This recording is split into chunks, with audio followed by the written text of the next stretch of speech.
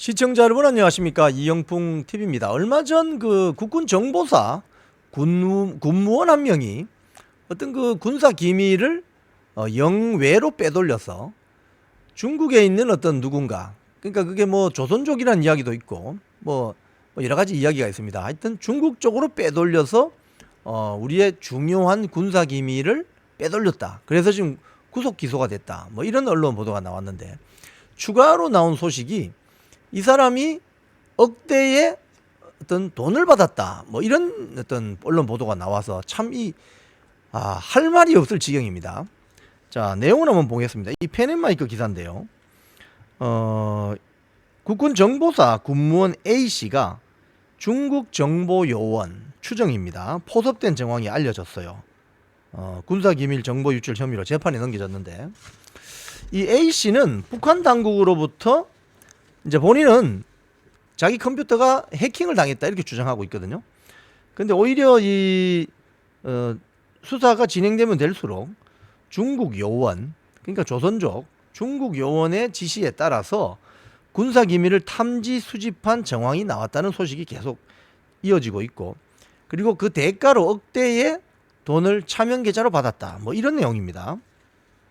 자, 그런데 이제 여기서 중요한 것은 이 구속 기소된 A씨가 중국 정보요원에게 서로 나눈 어떤 그 대화 내용이 이런 겁니다. 지금 위험해서 접근이 힘든데 서둘러 보겠습니다. 파일은 보냈으니 확인해 보세요. 돈을 더 주시면 자료를 더 보내겠습니다. 이 대목에서는 정말 화가 납니다. 소위 말해서 외국에 나가서 블랙 요원으로 그 위험한 안보 상황 속에서 자신의 목숨을 내놓고 활동하는 그 블랙 요원의 명단을 돈 몇 푼에 지금 넘겼다는 이 나라 팔아먹는 행위하고 똑같은 거 아니겠습니까? 자, 이런 식으로 대화를 했고, 또 수사당국의 이 추적을 피하기 위해서 보내는 자료를 매번 다른 계정으로 온라인 클라우드에 접속해서 파일별로 비밀번호를 설정하고 대화한 기록은 또 삭제하는 이런 치밀함을 또 보였다고 하네요.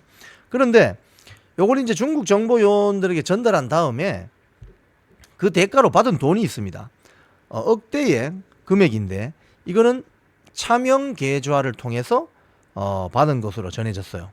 그래서 이 사람은 지금 군형법상 일반 이적, 특정범죄 가중처벌 등에 관한 법률, 뇌물, 수수, 군사기밀 보호법 위반, 이래서 구속되고 바로 기소되었습니다. 자, 그런데 이 사람은 원래 그 과거 군 간부로서 첩보 활동을 했고 이제 퇴직한 이후 국군 정보사의 군무원으로 재취업한 경우입니다. 네, 재취업한 경우입니다. 자, 그래서 이 사람이 지금 군사 기밀을 어떻게 빼돌리는가? 사무실에서 영외로 밖으로 뭐 숙소나로 나갈 때 개인 숙소로 뭐 이렇게 무단 반출했고, 밖에 나가서는 중국에 있는 인터넷 클라우드 서버에 업로딩 시키는 자료를 이런 식으로 했다는 거죠. 아까 제가 말씀드린 것처럼 SNS에서 그 중국 측 정보요원과 이 대화 나눈 내용, 그러니까 돈을 더 주시면 자료를 더 보내겠습니다.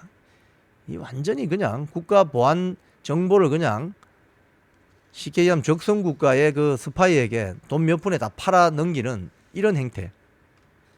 자, 그런데 이 수사 당국은 이 A씨가 군사 기밀을 넘긴 그 중국 측 정보 요원이 북한 측 공작일 가능성도 배제하지 않고 있다고 합니다. 그래서 후속 수사를 통해서 이 A씨가 북한 당국의 정보, 뭐 예를 들자면 정찰, 총국, 뭐 이런 어떤 스파이와 연계될 가능성은 없느냐, 이걸 수사를 확대하고 있다고 합니다. 그런데 이 대목에서 좀 살펴볼 부분은 간첩죄가 왜 성립되지 않느냐, 이 군무원 A씨에 대해서. 간첩죄가 적용이 되면 더 높은 형량, 더 많은 어떤 처벌을 가할 수 있을 텐데 왜 간첩죄가 성립되지 않느냐, 이겁니다.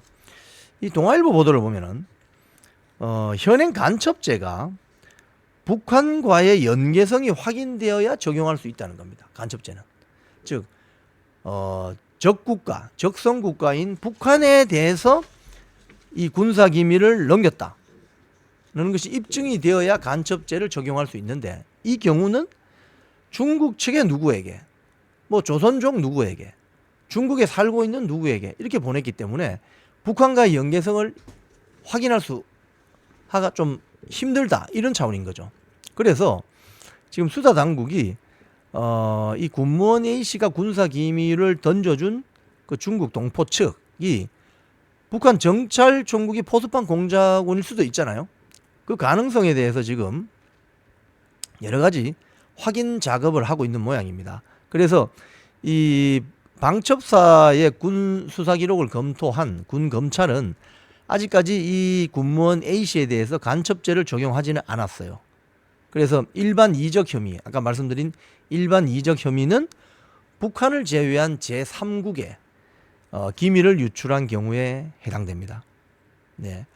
지금 A씨가 북한에 간접적으로 기밀을 유출했다는 정황, 증거를 아직 확인하지 못했기 때문인데, 사실 뭐 중국 측 그 정보 요원이라는 자가 이 군무원 A씨가 보낸 우리나라 블랙 요원들의 명단, 이런 걸 그냥 중국에만 가지고 소비를 했겠어요? 북한으로 넘어갔을 가능성이 상당하지 않습니까?